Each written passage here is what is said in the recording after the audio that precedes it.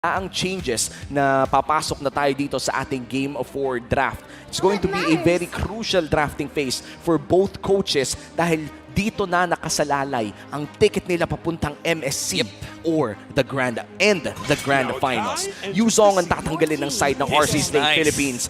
Ayaw na nilang makita ang dragon ni Sanford. Yeah, okay, sumagot si Echo kasi mukhang ang pinupuntahan na ruta ni RSG is yung pag-force ng Kaja and Joy.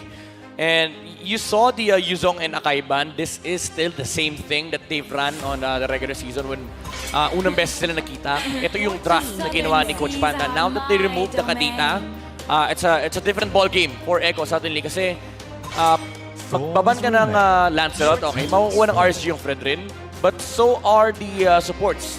It's also available for both sides. So Fredrin first pick, most likely Echo would go with something like an Arlot Franco. Kasi pwede nilang paresa ng Farsa with Sanji. But there is also that possibility na mag-glue Paramis ang Echo. Glue. Ayan na nga. Ayan na nga. Glue pa. Grabe ka naman. Grabe ka naman. 3 out of 3, boss. Sobra ka naman dun, boss. Hindi siya, yung powers ni Midnight, hindi ngayon nocturnal. Pang morning. Ano bang baliktad ng nocturnal? Latno. Nag-try, ano? Sinubok ang baliktad. Lanrut Con. Pili ko, tigilan natin to. If Claude carry. Tingnan natin. Kufra. Ako, Atlas. Kaja. Aantayin ko na lang ang prediksi. Ano nga ba ang mga isasama dito kay Eve? Actually, yung Claude and yung carry na nabanggit mo. Carry ba? Claude carry. Pero ang pinaka-importante yung pick dito was the Eve. Kasi ito yung pantanggal mo ng real world manipulation. And also, is kind of okay against glue kasi hindi siya takot. And yung marksman, actually may Melissa nga. Uy! Franco. Kasi hindi kinuha ng Echo. So, Ito madali lang baliktarin. Oak Nerf. Franco locked in para sa side ng RSG State Philippines. Anong gusto nilang gawin dito? ang hirap nito kasi Echo parang... I like this. Okay, pagdating ng second phase, it's a trade between both the carry and Beatrix most likely. Kasi pag nakuha ng RSG ang Beatrix, may Franco Beatrix ka. And kahit pa sabihin natin medyo elusive naman yung mga heroes ng Echo, medyo may sustainability naman. Still, nandun yung threat na baka may ma-one-shot sa inyong lineup. And Echo, I feel like it's okay as well to let go of the carry. Kumbaga parang pipili na lang si dito si Benny Cutie. Ano bang trip mo laruin, boss? Pwede ka pa rin naman magharit do. Kasi may Purify pa rin. Although may flicker kagat from the Franco. Meron pa nga, pag i-consider mo yung heroes ni Benny Cutie, kung marksman at or gold lane lang din, meron pa nga siyang Mincitar actually. Ay, oo. So parang ang daming kailangan mo na i-consider, kaya most likely ay hindi din muna i-reveal ng side ng RSG yung kanilang hero na yon. But for the ban, Oy, tinanggal yung karit. Sabi nila, binanggit na baka hindi marksman yung gamitin eh. Nag-a-adjust. Coach Panda. Medyo maduga din kasi yung Harit eh. Imagine mo, meron siyang built-in na tough boots. Kasi nire-reduce niya yung time control sa kanya with key insights. And I like this discipline coming out from Echo. Talagang tinatanggal pa rin nila yung mga flexible options for RSG kasi pwede nga hindi jungle Fredrin to. Pwede nga Fredrin ni Nats. But I wouldn't be surprised if mag-Arlot bigla si Nats dito considering na may Faramis. Even though may Martis, okay lang yan kasi ang kailangan mong habulin dito sa backline. If kinuha ng Echo yung Beatrix, Arlot would be an awesome answer for RSG's late Philippines. Start ako mukhang papunta nga sila sa ruta na yun. Mukha nga pwede nila lock in yung Arlot dito and mukha namang hindi na pwedeng agawin pa ng Echo yung Arlot dahil medyo pilit na kung ilalagay mo sa roam position ng Glue and this Martis is surely going to the jungle. Although, ginawa nila yun once. Pause for glue. Hindi natin alam. Baka gusto nilang ulitin pa. Baka gawin nila yung pause for glue. Possible eh. Kasi gusto mo rin mag-zone if ever. Meron ng mga Faramis ko nga medyo mag-overdrive yung glue para lang din ma-secure yung kill. So, ang dami pang pwedeng route na pwedeng puntahan yung mag-rock Echo. Okay, never mind. Sinagot na nila yung Arlot na alam nilang dadating. So, it is a pause 5 Kaja, pause for Faramis, and the next be glue. So, maganda to kasi nireserve mo yung gold lane. Yung problema na dinidiscuss ko kanina, huwag mong papakita kay Echo. Hayaan mo sila mag-dictate kung anong marksman gusto nila. And I think Beatrix would still be at the top of the list. Either that or the Melissa. Tapos baka mag-Claude na lang, I would say, yung Echo. Yeah, I think the Beatrix is especially good here for RSG State, as you said. Ang ganda kasi ng Franco Beatrix. Ito yung tipo na parang match made in heaven yung kit. Pag hinila, doon mo na lang itututok sa Franco. Kapag kinagat, kahit huwag mo nang itutok pa. Beatrix, Arlot, there you go. 5 off. Hindi pala, 4 out of 5. Okay lang yan, boss. Napagano Kung ang lineup. 90% pa rin yun. Ano ba yan? Well, sabi ko kanina, carry Beatrix straight. Pero I would have preferred Claude, honestly. Kasi yung carry, naiipit to sa loob ng real world eh. Although, fundamentally speaking, it's a better hero to deal with the Arlot. Ang danger lang, although meron kang Cult Altar, ang danger lang talaga dito, pwede kang pagtripan ng RSG. Meron silang access doon sa idea na pwede nilang ma-shutdown yung gold laner. Oo, tsaka Matic, parang yung range kasi ng real world manipulation, pwedeng antayin lang talaga si Benny Cutie, lalo na doon sa mga long team, or yung mga latter team fights. Yeah. Sa laban na interesting para dito sa side ng Echo kung paano nila pagaganahin yung composition nila. And this is a very important match for the reigning Kings of Sea. Match point na ang M4 World Champions Echo at isa na lamang ang kailangan nila para umangat sa Grand Finals. Dito nakasalalay ang MSC Dream ng reigning Kings of Sea. Madedepensahan kaya nila ang throne o ipapabagsak na ba sila ng World Champions? Let's enter Game 4. Echo versus RSG Slate Philippines. What can we expect in the early game? This time around, I think RSG should have a better early chance considering na hawak nila yung Franco Beatrix. Although, similar to the story of game number 3, no, na may fighting power ang Echo, lalo pa hawak nila yung Martis. I don't think the pokes are enough for the Martis to be such a big threat. Kasi imagine yung control din na nanggagaling sa RSG. Kayang-kaya nila sagutin yung Martis eh. Kahit yung hook lang, yung simpleng hook lang, ma-disable mo lang saglit yung Martis even though CC immune siya during do sa sequence ng kanyang skill. Ang daming kit, ang daming ways for RSG to fight back. Like si Irat, pwede siyang mag-frontline. As long as hindi pa nagagamit yung, or hindi pa siya bumababa sa threshold ng Decimate, he is a threat versus Echo kasi ang daming backup na pwedeng lumabas galing sa RSG. And 1 minute in, mukhang wala tayo nakikita mga weird na rotations and Light is playing this Franco, I would say defensively. Hindi natin siya nakikita na nag-i-invade ng maaga inside Echo's jungle.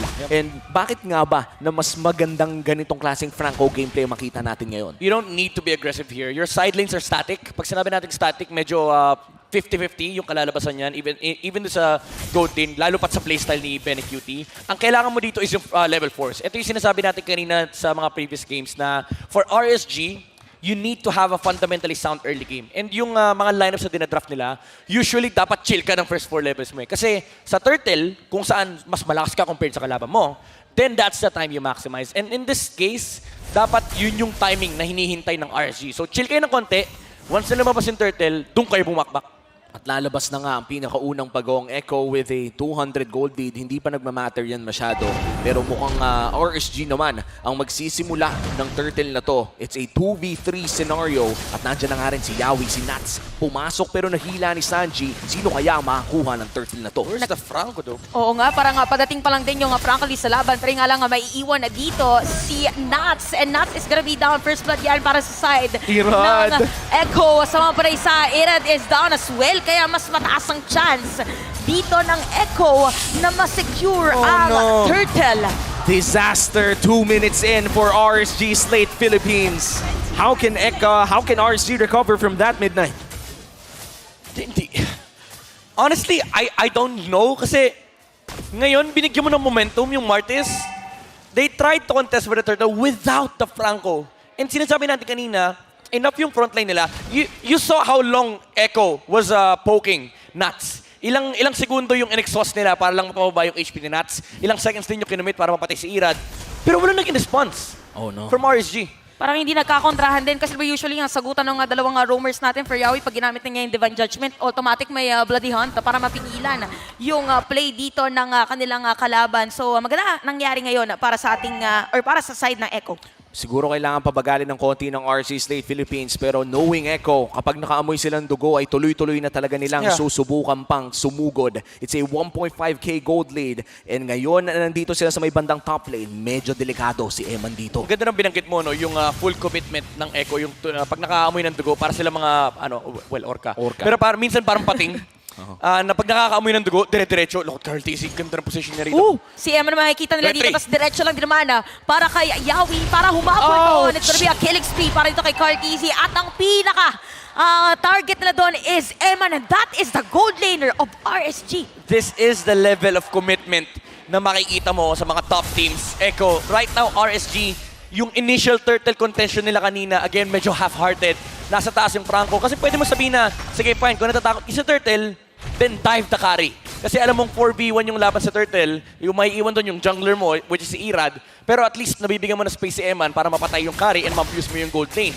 Pero neither. Walang nakuha yung RSG and now Echo is at a pace where they can snowball with this type of momentum, lalo pat ang hawak nila, again, carry late game, and isang Martis na nag-snowball. Lalo pa yung Martis ni Cartesi, medyo hybrid yung build nito eh. Pero may bawi yata ang side ng RSG and it's gonna be Yawi na makuha nila. Eman makakakuha ng kill. Benny Cutie pwede ding diretsuhin. Pero magka-plato muna dito si Eman sa may top lane as Cartesi will secure the turtle by the way. So merong trade ang ating mga teams dito sa ating laro. Turtle for 1 at mukhang mangnanakaw pa ng orange buff si Carl TZ. Kinalbo ang buong orange side ng RSG Slate Philippines. Carl! Oy, why? Grabe naman yung... Grabe naman yung coil. Saktong-sakto, mortal coil for Carl TZ doon sa may moment na yon. Ito na yung for RSG, even yung top lane ay talagang zinozone na rin. Binahayan eh, no? Parang lahat na ng pwesto na pwedeng puntahan ng Echo at ng RSG, actually na pwesto na ng Echo. And look at bot! Oh. Grabe yung yung pagkakat na rin ng wave ni Sanford. And this puts a lot of pressure no para kay Light. Kailangan makahanap si Light ng mga crucial targets to give RSG Slate Philippines a fighting chance in the early game. So, meron akong concept na tinatawag na kapag ikaw yung early game lineup, ikaw yung mas aggressive dapat. Kapag nagpe-pendulum swing ka, which is yung takbo mo sa mapa is yung nagre-react ka, yung pupunta ka ng top, magpupush ka. Pag nagpunta yung kalaban mo, tapos may split push mo, bababa ka, nagsiswing ka sa mapa, it's not generally favorable for you. Kasi you're getting the same amount of resources as they're getting. And remember, usually kapag ikaw yung early game lineup na mas malakas yung late game ng kabila. And that is what is happening with Echo. Habang tumatagal, lumalaki yung resource na nahahawakan ng carry. And hindi nga nila nagagalaw si Benny Cutie. Oh, level 8 na si Benny Cutie, oh. Grabe. And we all know what a Benny Cutie carry could do, especially in the late game. At tignan mo naman, atapang-atao si Carl, pumasok na. Uy, pero mabubuhay pa rin mga cold altar dito para kay Sanji. Tapos mga players ng RSG ay dedepensa. Final slash ginamit na rin. Kulang sa damage pa naman dito si Sanford. Yawi ay makukuha na rin. Makasira ng Torre Echo pero makakuha na 2 kills ang side ng RSG. Napakagandang teamfight na nagmula sa RSG Slate Philippines. Nice setup mula kay Exhort. Ito na ata yung hinihintay ng RSG Slate. Yeah, but they need more of that though. Lalo Echo, meron ng brute force breastplate dito si Carl TZ. I'm pretty sure meron din siyang Fury Hammer dito. Just to add more physical penetration. Even though napakommit din ng skills ang Echo, RSG will be able to take a gold tower on the top lane. Pero look at Carl TZ. Uy, nareset pa niya. Nareset pa rin yung turtle. So, sa sobrang respectful ni Carl TZ, nagpakita na saglit si Irad. Kahit 2 levels above siya over the Fred, sabi niya, hindi, fundamental tayo. Ecosystem tayo, ecosystem. Oo, kailangan natin maging disiplinado dito. Baka manakawan ako eh. Baka biglang maklip to, tapos ipo sa Sokmed eh. Mahirap na. Mahirap na wala kang bawi kasi. May comparison na naman na mangyayari pero makakakuha ng turtle for that is gonna be Echo. They are now on the lead in terms of gold, 2.8k. Yeah. And Benny Cutie, crucial item pickup as well. Golden Staff right after the corrosion site. Ito yung kapag umulti ka, hindi mo na mabibilang. Yung sobrang dami na. Imposible mo mabilang yan. Talagang, basta lumalabas yung ano. Yung mga shuriken. Mga shuriken. Tapos yung mga minsan yung lumilipad ka na, nakapag-flicker ka na, may sumusunod May pang sumusunod isang pa. piraso. Yung isang piraso pa na yun yung papatay sa'yo. Parang homing missile. Yeah. Homing shuriken. Interesting tong build ni Yawi yan. Gets niya na parang ang pinakamalaking threat sa kanya is si Exhort. Yung mga void crystals and lalo sa real world manipulation. Hindi siya natatakot kung ilalatag sa kanya yung physical damage ng RSG. Actually, mas gusto niya yun. Okay, so may middle lane, may narinig tayong conceal para sa teams. Pero ando pa rin yung disiplina at mechanics na ating pinag-uusapan para sa larong to. 3-3 pa din yung score. Napakaingat ng mga teams natin na gumawa ng play pero parang delikado sa may bottom lane. As Yawi will go for the Divine Judgment. Sinap sa magiging target nila dyan, hindi na makakatakas pa. Benny Cutie makakuha na kill.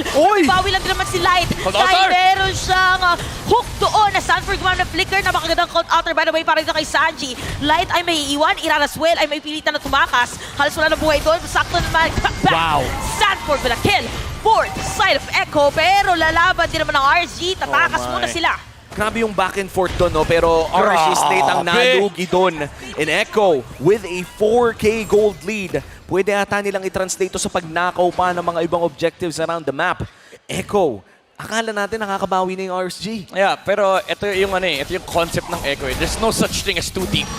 kapag ikaw ay may hawak ng momentum. Even though sometimes it's punishable, pero most of the times you'd hit the jackpot eh. Kasi alam mo yun, dahil nga ikaw yung mas malakas, naturally you'd be able to win fights. And nagkukulang yung damage ng RSG at that moment. Even though ang sakit ng Precious Wrath, lahat sila kasi pa-back off. And Echo was just trying to look for more kills. That's why they tried to go for pursuit. And ang original intention lang naman talaga ng Echo was yung kill kay Nuts. And sabi nila, uy, may mga natira pang hero sa lalikod. Uy, wait lang, si Sanford nandun sa may bandang likod. Sila tata, nahuli nila. Wow, so lang buhay si Light. Napakagandang real world manipulation para kay Exort. Pero si Light pa rin makukuha na kill. Tapos may sagot lang naman. Sanji, konting-konti na yung buhay. Pero sakto, ang Cult Altar, isang patay para sa side ng RSG. Mukhang itutuloy na Echo dito sa may Lord. Pero si Irad and the rest of the players of RSG ay nakapwesto lang din naman. Pwedeng ito ang steal na kanilang inaantay. Final slash, Sanji is the target. Sakto kay Eman. Tapos yung Lord na dito pa rin, hindi pa rin nare-reset. Very cute din sa Spaghetti. Sanford naman ay halos wala na buhay. Pinagbibitawan ng mga buhay. Pero din naman mga shuriken. Irad with that Lord steal. Tapos si Benny Cutie ang target nila. And it's gonna be a triple kill para sa MSC MVP. Eman, flicker out para dito kay Yawi. Kung disaster yung nangyari para sa RC Slate kanina dun sa Turtle, disaster naman to para sa Echo. Nabawasan sila ng 3 at yung Lord ay nakuha pa ng Kings of Z. This time around, I think Benny Cutie waited too long. And alam ng RSG that moment, guys, walang second round yung Cult Altar ni Sanji. Patayin natin siya kagad para mag-response siya sa base. Kung may ultiman siya, nandun siya sa base. And ang naiwang kalaban ng Echo is yung mga heroes na nagre-require ng poke damage. Ang naiwan si Yawi, si Cartesi, si Sanford. Ito yung mga frontline setters mo. Ito yung mga magsaset para yung dalawa yung da-damage. So nung nagkaroon ng nagkaroon ng 3v5 situation, hindi pumasok si Benny Cutie, sabi ng RSG, sige, tuloy nyo lang yan. And Irad, that retribution insertion against the Lord, sobrang critical nun for RSG. Yeah, majority of the flickers down for RC Slate. May Lord pa sila at dedepensa ang mga Orca dito. Ano kaya ang kanilang gagawin? May mahuhuli kaya sila? Nice real world manipulation mula dito kay Exort. Si Sanford nahuli! Mahuli pa nga si Sanford pero may Cult Altar. Halos wala ng buhay doon. Konti na lang ang natitira doon sa HP bar pero makakauwi pa rin and RSG will take an inhibitor turret against Echo. Yeah, that's how strong the lineup of RSG is. Ito yung itsura ng lineup talaga ng RSG if they play to their strengths. Nandiyan yung initiation from Nuts, nandiyan yung counter, nandiyan yung additional layer of control na nanggagaling kay Light.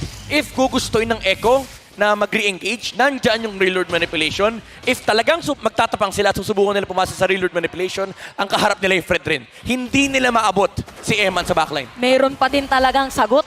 Napakahirap talagang abutin si Eman right now at magkakaroon na nga rin siya ng flicker. Light, looking for a play. Wala pa atang conceal na magagamit dito pero alam ata ng Echo na nandun sila.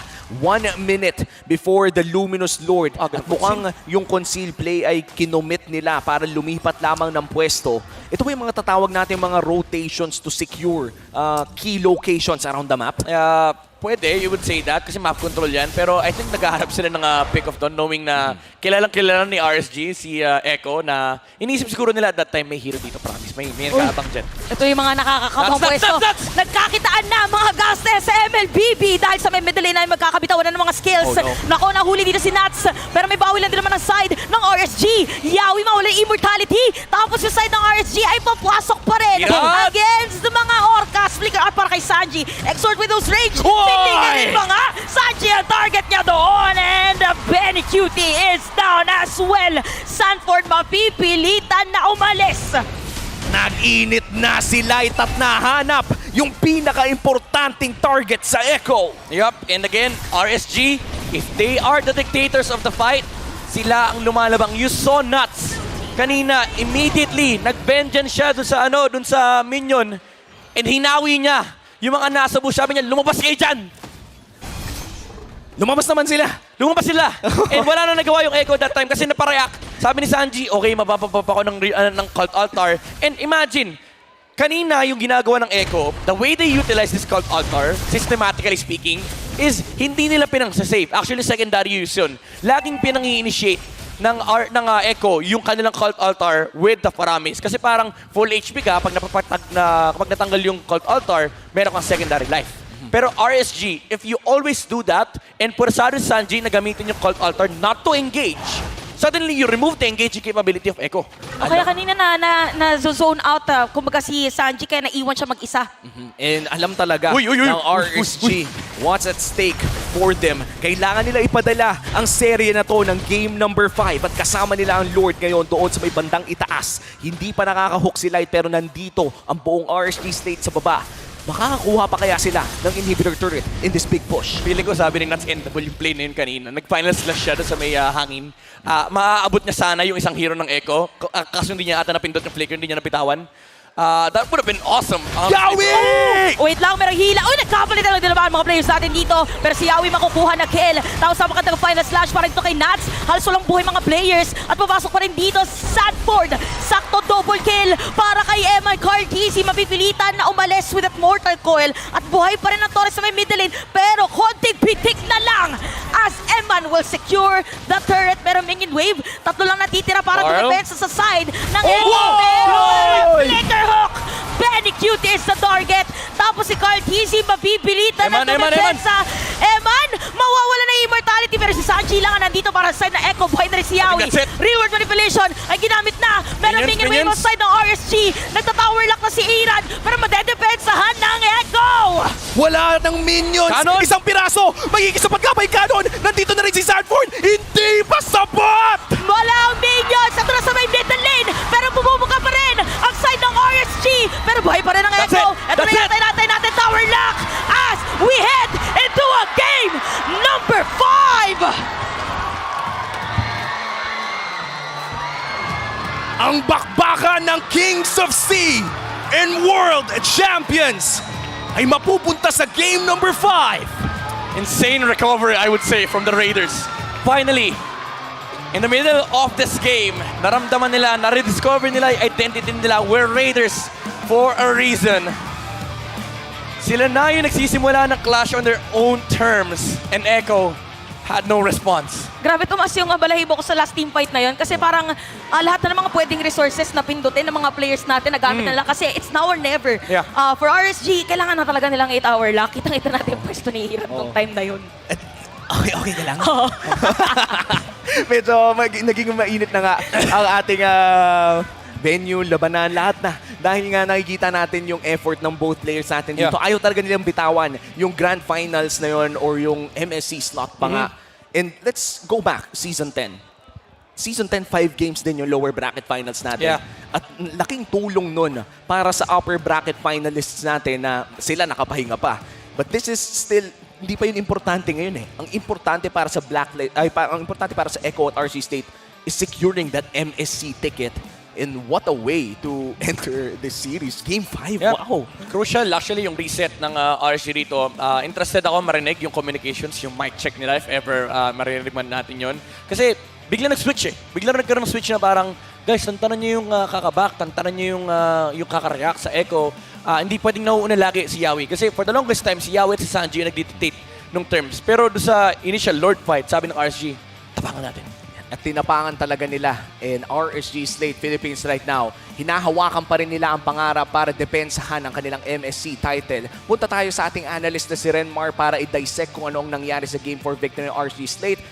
Renmar, ikaw na muna.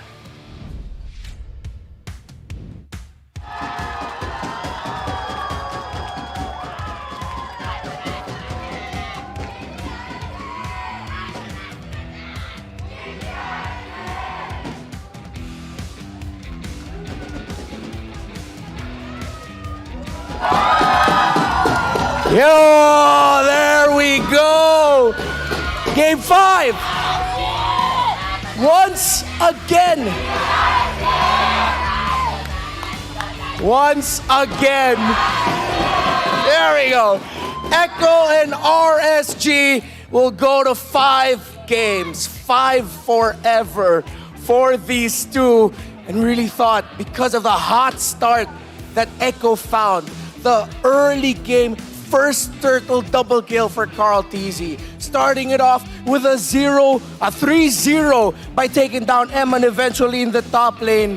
It really looked like it was Echo's time. It was Echo's game. Pero yung classic statement ng never underestimate the heart of a champion, pinakita ng RSG Slate Philippines what they did there was, for our international viewers, we taught you this in English, in the English broadcast, pagalingan ng pindutan. It was just RSG Slate finding the right opportunities, saving the skills, and maximizing the right skills at exactly the right time. We have to talk about, again, yung crucial start ng Echo. Why RSG had to claw this back is because of the early double kills onto a Martis. And Martis is one of the things we have to focus on here because dahil nga sa lead na nahanap ng Echo and RSG clawing from behind, nang iba yung team fight approach ng RSG. Isa sa mga rason kung bakit, other than the crowd control immunity na meron ng isang Martis, is kailangan mo talaga i-factor in yung ultimate niya. Kung saan makaka-chain ultimate, mag-change siya ng ultimates, kill after kill, you don't want to give that to a Martis. That's why nakita natin, nag-iiba yung approach ng mga teams na kalaban ang Martis. They have to play smarter and they have to play sharper and watch out for their health, conserve key abilities, especially dashes and flickers at the right time para hindi sila malagay sa pwesto kung saan makaka-chain ng ultimate ang isang Martis. And that came in big, especially in that first Lord fight kung saan naikot ng RSG yung laban. It was mentioned earlier by our analysts as well on both broadcasts that one of the reasons why you pick that Eve up against that Martis is so that if ever you can use it to cancel out or force out the ultimate of the Faramis, the Cult Altar early, using a real-world manipulation. And that's exactly what happened in Turtle number 1. Nung nagsasayaw at naglalaban yung dalawang teams around that first Lord, we saw that Sanji had to use the Cult Altar to keep Echo alive. And without the Cult Altar, of course, Sanji would be put into a difficult position wherein magsha-shadow stampede siya into many members of RSG without his crucial ultimate. And Naths understood that, RSG understood that. That final slash para ma-display si Sanji meant that a good amount of magic damage on the side of Echo was gone. Yung Ghost Bursters ng Faramis was important in terms of being able to deal the damage for Echo. And with that, they just continued it. Because of some great positioning from Emma and Exort, and of course Light with the hooks. Very disrupted, and of course initiating with it, RSG got to the point where Irad could retry steal that Lord, and over again they just found hooks, they found catches, they found opportunities to keep the lead and turn the game around for the Raiders, and the MVP of MSC 2022 gets the MVP in this crucial game number 4 as Eman with 10-2 on 3 and Beatrix realizing that in that scenario, lamang na ang RSG. In the zone na ng ang RSG. Eman just needed to stay alive. He just needed to watch his positioning, free hit. Because if you can sidestep that glue, kung hindi ka mahuli ng glue ni Sanford, then that is all you need. All the space you need to be able to free hit. A well-deserved MVP here for Eman. And again, what RSG did here was nothing short of just them showing off kung bakit sila naging champion nung MSC 2022.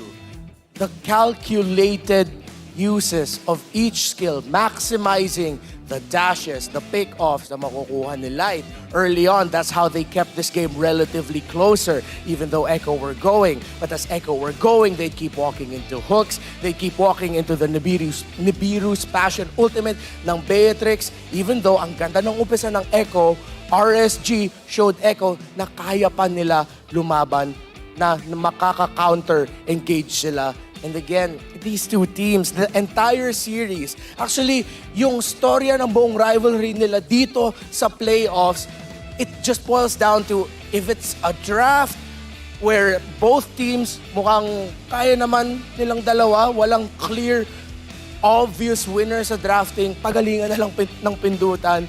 The timings, the positioning, ito yung sinasabi natin talaga ng lakas ng Pinas. What other regions struggle to show and what the Philippines has showed time and time again in the international stage is getting showcased in our lower bracket finals.